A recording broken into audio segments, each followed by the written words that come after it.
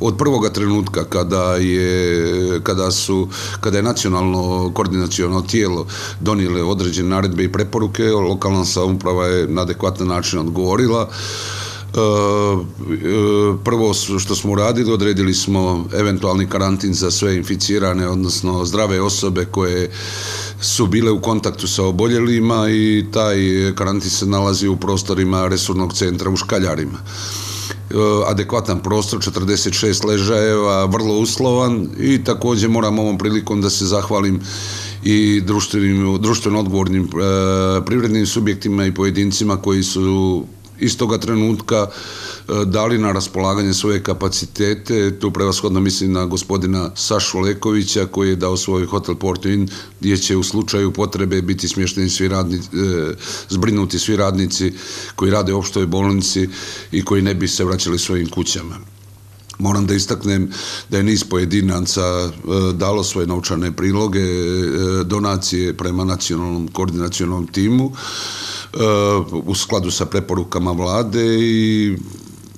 moram da izrazim zahvalnosti prema firmi Glosari, koja je juče donirala jedan respirator našoj opštoj bolnici, iz razloga što se radi o regionalnoj bolnici koja obslužuje gradove Kotor-Tivat i Budu.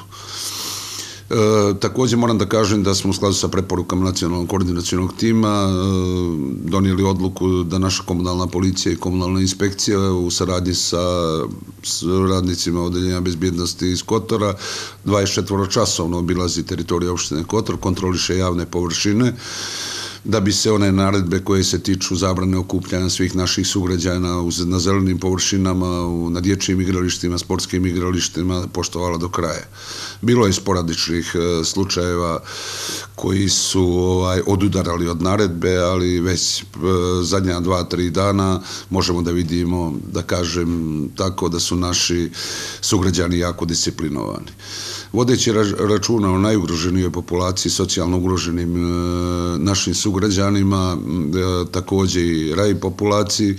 mi smo u saradnji sa Centrom za socijalni rad napravili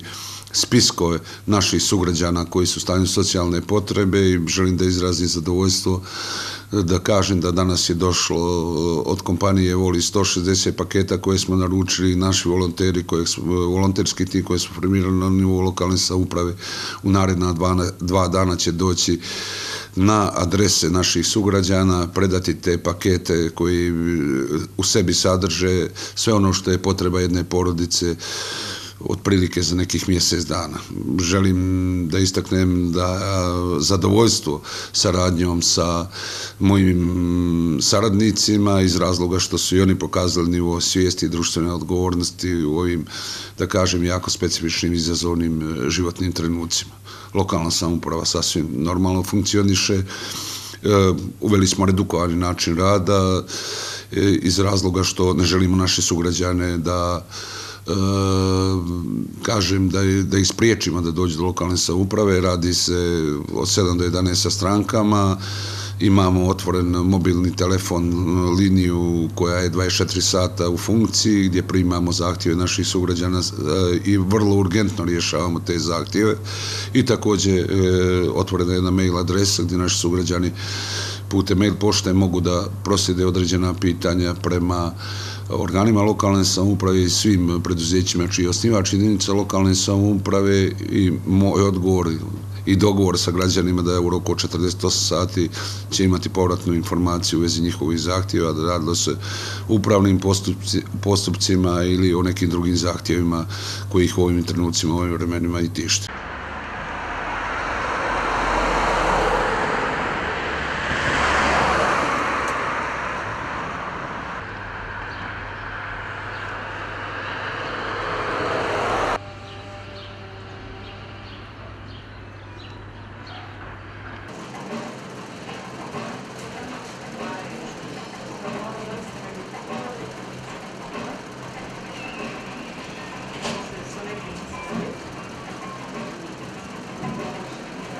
Što se tiče saradnje sa lokalnom samoupravom, mogu da kažem da smo izuzetno zadovoljni, znači Dom zdravlja ima izuzetnu saradnju sa lokalnom samoupravom. Evo upravo sada dok mi razgovaramo, jedna od akcija koje smo zajedno dogovorili i koje upravo sada realizujemo sa lokalnom samoupravom jeste i dezinfekcija svih prostora ispred Doma zdravlja. Znači to je nešto što se upravo sada dešava, koju realizuje vatrogasna jedinica Kotorske opštine. Tako i sve naše preporuke, sve ono što smo imali u ovim na sastancima na kriznom štabu, zajedno sa predsjednikom opštine, Željkom Aprcovićem, sve naše zahtjeve je uvažio i realizovao. Tako da mogu samo da kažem sve najbolje što se toga tiče. Svi smo shvatili ozbiljnu situaciju i svi se ponašamo u skladu sa svojim dužnostima i mjesta koja pokrivamo. Pa mi smo odmah, znači kada je epidemija proglašena pandemijom 11. marta, napravili akcioni plan kojim smo usaglasili sa akcionim planom o postupanju, mjerama i zaštitama sprečavanja širenja novonastale zaraze sa koronavirusom koje je napravilo nacionalni koordinacioni tim. Znači od samih izlazaka i stupanja u javnosti, savjetovanja da se ostane doma, da je to najbolja prevencija u ovom momentu. Napravili smo flajere, edukativne materijale, u stalnoj koordinaciji i razgovorima smo sa školama, vrtićima, znači sve je to bilo ranije, odnosno prije nego što je došlo do zabrane, odnosno zatvaranja svih obrazovnih institucija. Također mogu da kažem da smo otvorili telefonske linije na koje naši građani mogu da se jave. Znači intencija je da građani ne izlaze iz svojih kuća, da ne dolaze u dom zdravlja. Ima 5 telefonskih linija na koje oni mogu svakodnevno da se jave i da svaku potrebu završe sa telefonskim razgovorom sa izabranim doktorom i sa epidemiologom. Također mogu da koriste elektronsko zdravlje, to je znači alat,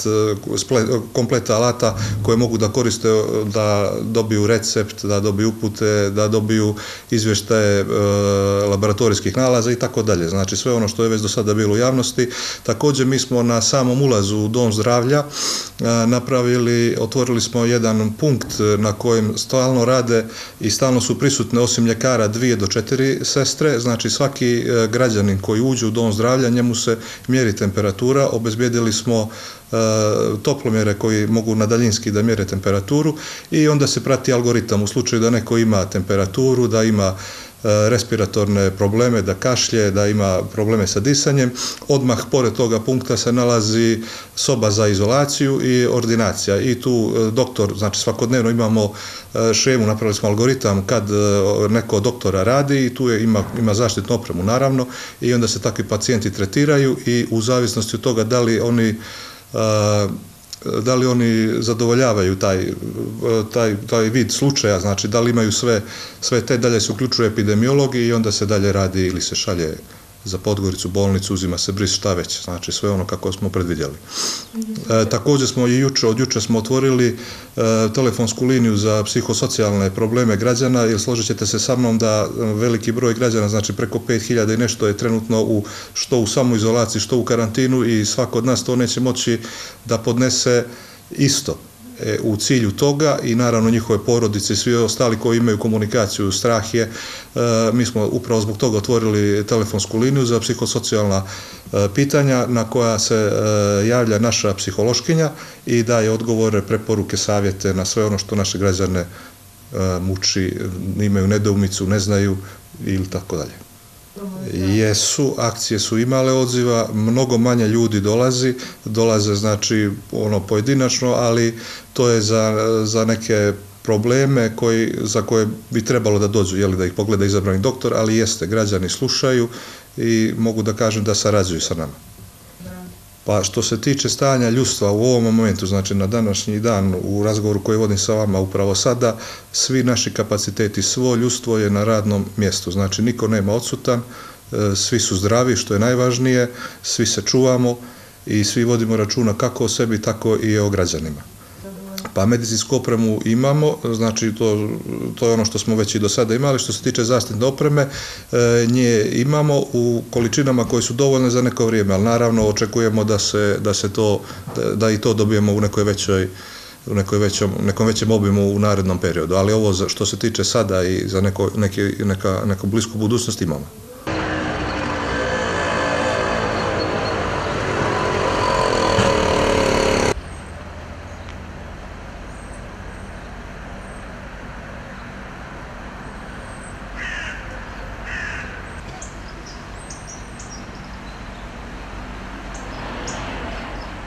postupajući po uputstvima Ministarstva zdravlja, resornog ministarstva, postupajući po uputstvima i smjernicama Instituta za javno zdravlje,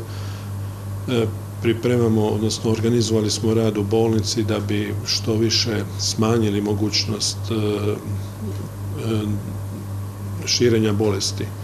Jer je poznato da u bolnicu dolaze pacijenti sa raznim tegobama, hitni i oni redovni, i tom prilikom smo uputili poziv, apel našim građanima da ako je i kako moguće odgode zakazani dolazak u bolnicu na preglede, na kontrole, na dijagnostiku. Naravno, kad se radi o hitnim slučajima, onda se oni obrađuju i dalje po prioritetima, po hitnosti, i mogu reći da su građani dosta dobro primili, odnosno prihvatili tu vijest i da se značajno smanjio dolazak u bolnicu, a samim tim i mogućnost da se proširi bolest kroz bolnicu, odnosno imamo jedan specifični obradu pacijenta koji dolaze u bolnicu najavljeni, a nažalost i meni najavljeni, koji imaju febrilna stanja, koji kašlju, imaju kratak dah i tako imaju tegobe s respiratornim sistemom. Oni su posebna grupa od interesa. Njih moramo prepoznati, najbolje bi bilo prije dolaska u bolnicu, a ako već dođu, onda na vrijeme ih prepoznati i izolovati dok ne vidimo kakve se vrsti bolesti rade, jer bi bilo opasno ako bi importovali infekciju s koronavirusom u bolničke uslove, u bolničke kapacitete, u stacionar, jer bi onda bili životno ugroženi svi tamo ležeći pacijenti zbog nekih drugih bolesti koji su bolesni, iscrpljeni, oslabljenog imuniteta, starije dobi. Znači, pravila postupanja smo uveli, restrikcije u dijagnostici, u kontrolama, maksimalno smo smanjili broj hospitalizacija, hospitalizovani su samo oni koji moraju, i u bolnici imamo isto tako krizni bolnički štab koji se redovno sastaje, koji donosi odluke i smjernice, odnosno implementaciju toga ovisno o situaciji trenutno epidemiološkoj u zemlji i u regiji. Znači, poznato je da postoji izvjesni deficit lične zaštitne opreme i ostale opreme, spomenuli ste respiratore, znači država je vrlo posvećena nabavci tih materijala lične zaštitne opreme, aparata, respiratora, defibrilatora, monitora i svega toga što ide, rentgen aparata mobilnih. Te isporuke su neke stigle, neke dolaze ovaj dan, sutra, preksutra, neke će stići narednih dana, ali mislim da će se poboljšati ta situacija s opremom i sa ličnom zaštitnom opremom kada dođe taj pik vrhunac zaraženih, i prave se scenariji, znači sistem državni pravi scenarije kako se ponašati, kakva će biti organizacija zdravstvene službe ako bude zaražen određeni postotak stanovništva. Prema tome se prave i scenariji o tome koje će bolnice imati koju funkciju, koliki će biti kapaciteti, kako će se raspoređivati kadrovi. Znači, kadrovi postaju mobilni, oni će se preraspodijeliti tamo gdje bude kritično, gdje bude nedostatak, deficit. Moramo shvatiti činjenicu da i u zemljama u okruženju i u Kini, gdje je počelo jedan značajan broj medicinskih radnika bio zaražen bolešću tokom tretmana pacijenta, i na to treba računati, tako da znači, postoji nekoliko scenarija postupanja zdravstvenog sistema, ovisno o broju oboljelih, odnosno ovisno o broju onih koji će trebati bolničko liječenje, a posebno o broju onih koji će trebati intenzivno liječenje.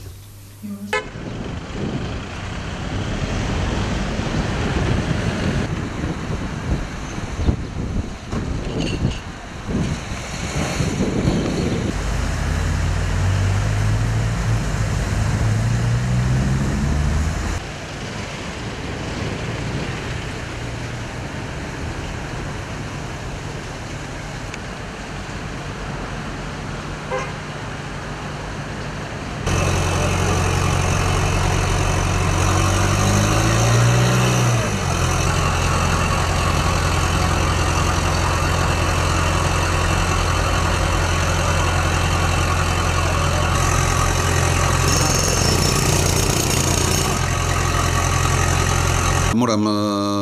samo još jednu činjenicu da istaknem, da naše komunalno preduzeće adekvatno tretira grad u smislu i čišćenja javnih površina, održavanja bujičnih kanala i odvoženja komunalnog otpada, i što je za mene jako simptomatično da sada u ovome periodu imamo veće količine komunalnog otpada u odnosu na ono što bi bilo neki normalni tok stvari. Naše komunalno odgovara tim obavezama, vidite i sami da se naš grad dezinfekuje, pere, da i tu, kažem, preventivno djelujemo iz razloga što želimo da svim sugrađanima olakšavamo život u gradu, iz razloga što sami smo došli do zaključaka da moramo voditi računa i o tim koji imaju potrebe da izađu van svojih prostora u kojim borave i da dođu do određenih prehrambenih objekata prehrane, kao i apoteka gdje trebaju da nabave lijekove. Kotor,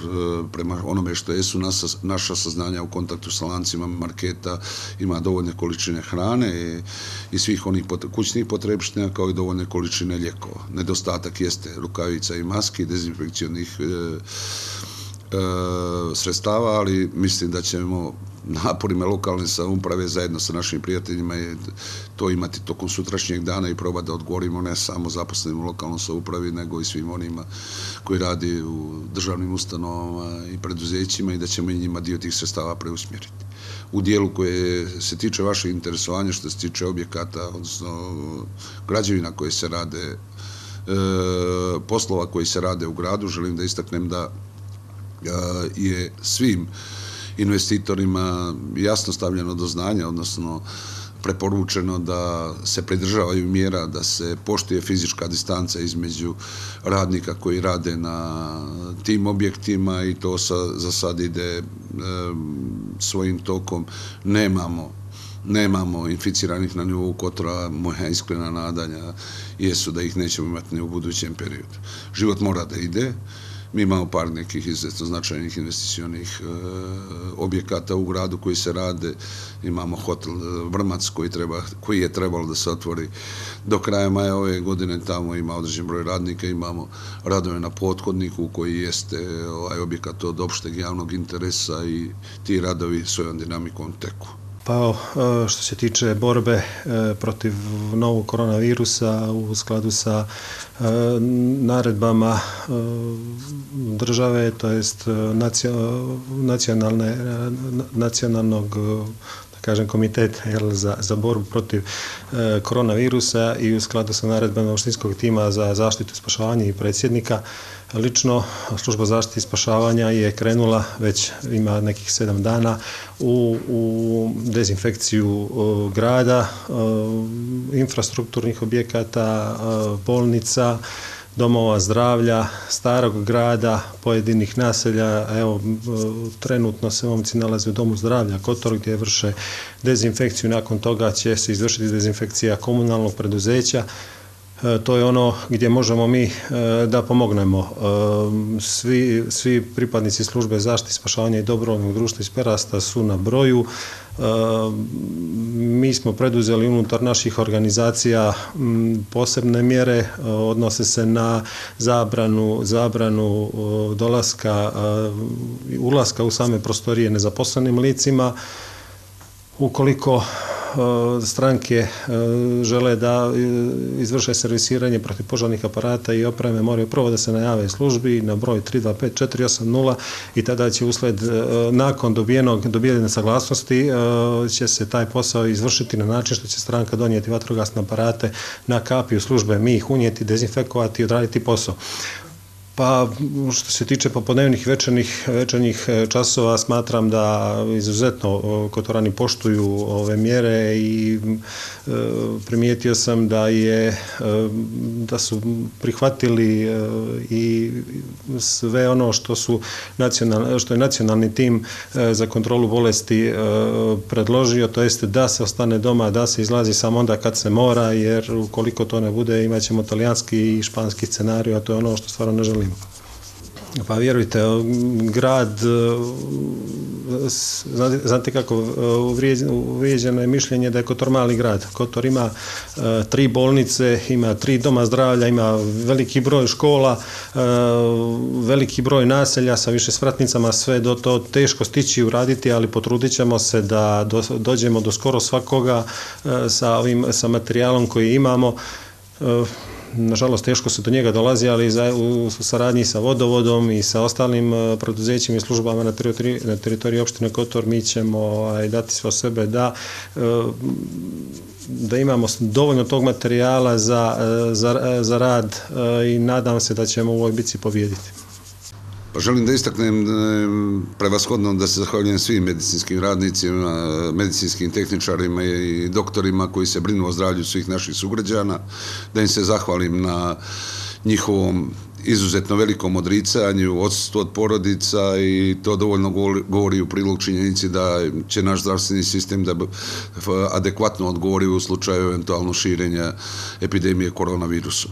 Također moram da se zahvalim svim našim sugrađanima iz razloga što poštuju mjere, odnosno naredbe i preporuke vlade Crne Gore i iz razloga što smatram da odgovornost prema životu i zdravlju svih ljudi leži na pojedincu i da ćemo zajednički da se izborimo sa izazovima s kojim se suočava cijeli svijet.